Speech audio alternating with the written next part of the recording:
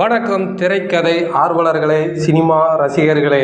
Act 3 தொடர்ந்து நம்ம திரைக்கதை எழுதுவது எப்படி, இது தெரியாமல் திரைக்கதை எழுதாதங்க அதை பார்த்துக்கிட்டு இருக்கோம்.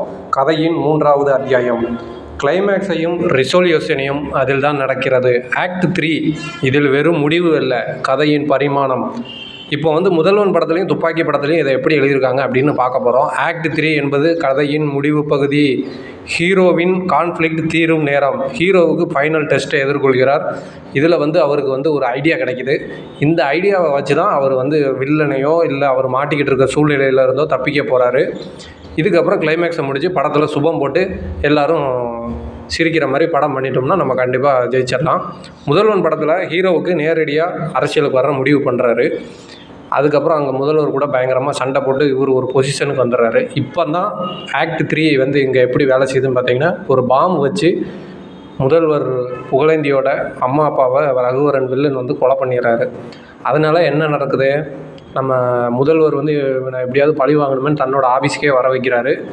வர வச்சு தன்னோட புல்லட்டை துப்பாக்கியால் தன்னோட உடம்புலேயே சுட்டுக்கிறாரு. இதனால் முதல்வரோட பர்சனல் செக்யூரிட்டி கார்ட்ஸ் ரகுவரனை அந்த இடத்துலேயே சுட்டு கொண்டுருவாங்க.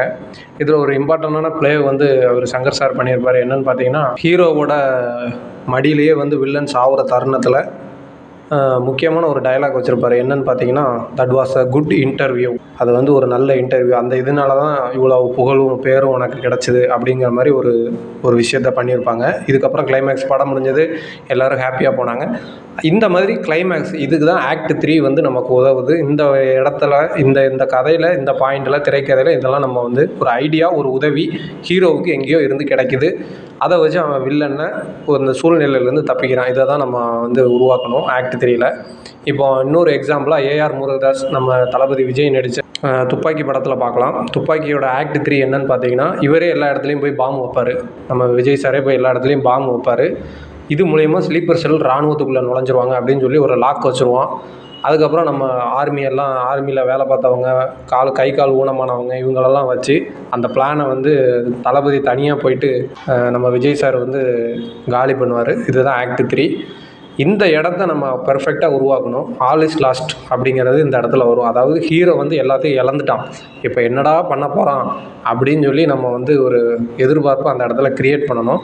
இந்த எதிர்பார்ப்பை நம்ம க்ரியேட் பண்ணிட்டோம்னா கண்டிப்பாக நம்ம திரைக்கதை சக்ஸஸ் தான்.